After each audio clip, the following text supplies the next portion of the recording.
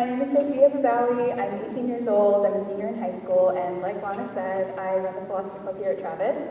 Today, we're going to talk about existentialist philosophy and how you can use it to live a more fulfilling and less stuck life. So, in other words, today I'm going to be introducing you to microdosing nihilism. All right. So, when you hear nihilism generally, it's associated with this usually moral and sometimes, but not always, religious panic of what this lack of meaning that it promotes will mean for the youth of today. And I understand that moral panic, and it's not entirely unfounded. Denying the validity of any moral system just because it assumes that something matters is a potentially scary concept to hear about. But oftentimes, nihilism is misunderstood by the people who advocate against it. Instead of showing up as pure nihilism, especially in our age group, it tends to show up as a mix of nihilism and existentialism, which looks a lot less like the previous collection of pictures and a lot more like this. A lot more hopeful, a lot less dreary. So, when you hear nihilism generally, we hear nothing has inherent meaning, which is true. Nihilism does say that.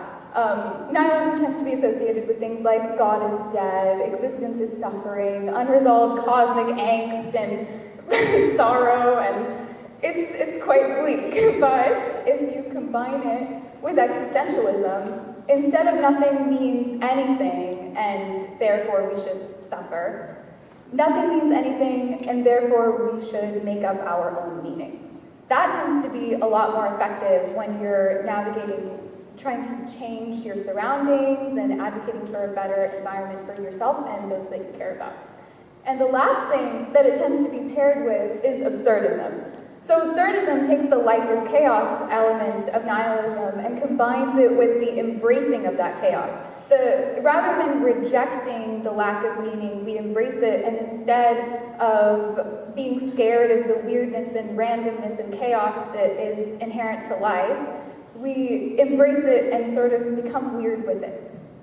If nihilism is the petulant younger sibling, existentialism is the more jaded, experienced older sibling, and absurdism is the weird aunt that sort of rolls through every family gathering every now and then. So,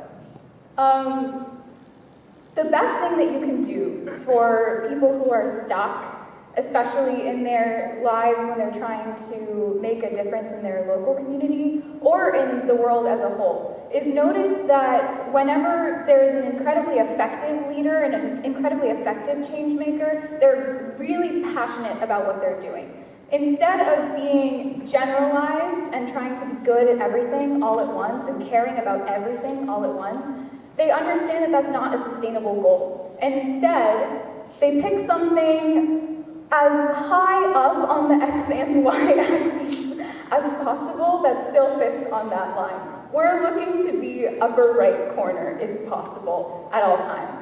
And obviously, this strategy is not entirely achievable for every single person at every single time. You're not going to love your job 100% of the time. You're not going to be able to do things that you're passionate about 100% of the time. But you can absolutely incorporate that into your daily life. My mother, for example, is incredibly patient and really good at explaining things to children. And so instead of, becoming a political organizer or whatever it may be that she feels is the absolute most effective, she is the most effective in her classroom. Her kids perform well and they do well academically, sure, but more importantly, they develop into incredibly compassionate people in her classroom. And me, for example, the most important, the section of this graph that's most important is the things that you like, less than the things that you're good at. If you have to sacrifice one, make sure that you have the longevity to continue with your goal. So, for myself as an example, while physics is incredibly interesting to me, I don't tend to be the most gifted physics student. Same thing with calculus, math in general. It's just not my strongest subject, but I'm in my second year now, and I really, really love it. taking classes that are difficult or challenging yourself with things that you know that you like but you aren't good at, it's much encouraged. You shouldn't ever feel the need to pick things that matter that don't actually help you. So the whole purpose of having a philosophy like this in your life is that instead of feeling pressured and overwhelmed by everything mattering all the time, you get to pick and prune what matters to you. You get to grow those things that are important to you and leave behind what you don't actually care about. And I know it sounds mechanical, but I promise you don't actually care about all that much. And I guess the last thing I leave you with is happy microdosing.